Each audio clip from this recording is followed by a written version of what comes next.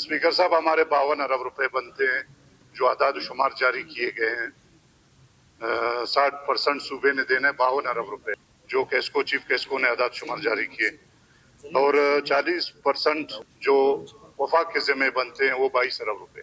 तो 52 अरब और 22 अरब क्यों हम सोलराइजेशन की तरफ नहीं जाए? जमींदारों को आप यकीन करें स्पीकर साहब, टोटल 2 घंटे या 2 घंटे 20 मिनट कहूंगा, शायद 3 घंटे भी पूरे हमारे डिस्ट्रिक्ट नोशकी में नहीं मिला।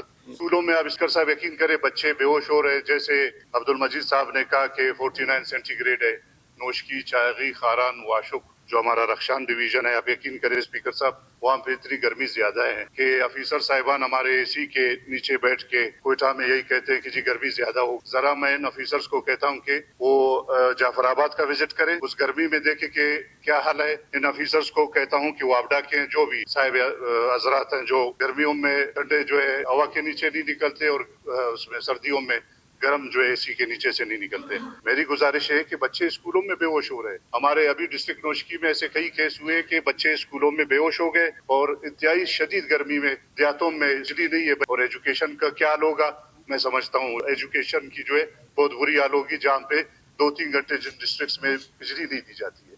तो मेरी गुजारिश है कि इनको सुनने के लिए हम गए तो उनकी डिमांड यही थे कि पहले हमें 6 घंटे बिजली दी जाती थी, हमसे रिटर्न लिया गया। इससे पहले भी सेशन में मैंने इस पे बात किया कि 6 घंटे के बदले हमसे 12,000 रुपये रिटर्न करवाया चीफ कैस्को ऑफिस में, और बाकायदा तौर पर चीफ सेक्रेटरी उसमें ऑन बोर्ड थे जो हमारे मरकज का नुमाइंदा है, या गवर्नर बलूचिस्तान जो हमारे मरकज के नुमाइंदे हैं। तो मेरी गुजारिश है कि अभी ब्लैकमेलिंग वापदा ने शुरू किया है कि आप 8,000 दें, हम आपको 6 घंटे दें। स्पीकर साहब, आप यकीन करें ट्रैक्टर लेवलिंग 2-3 हजार रुपये, 2,500-3 हजार रुपये जो यूरिया खाद जो समगल होके जाता है अफगानिस्तान, वो जमींदार की पहुंच से बाहर है और उसकी रेट क्या है 15,000 रुपये। तो मेरी गुजारिश है सीएम साहब से रिक्वेस्ट करता हूं, हम मिनिस्टर फाइनेंस बैठे हुए, हम उनसे बैठे, हमने बात किया तो उनका कहना है कि हमें सुना जाए, हम मरने को तैयार है लेकिन यहाँ से उठने को तैयार नहीं है। तो जो 8 घंटे जो चलता था पहले 8 को 6 किया गया। हम जरी मुल्क है, पाकिस्तान जरी मुल्क है, लेकिन अफसोस के साथ हमारा गंदम बाहर से इम्पोर्ट होके आता है।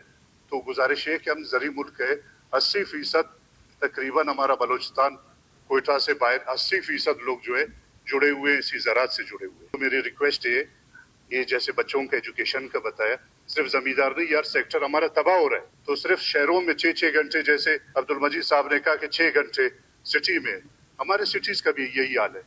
और ऑपरेशन केसेस पेंडिंग है, जी बिजली नहीं है, जनरेटर्स में जी तेल की कमी है, हर तरफ जो है तबाही मची हुई है। इसको सीरियसली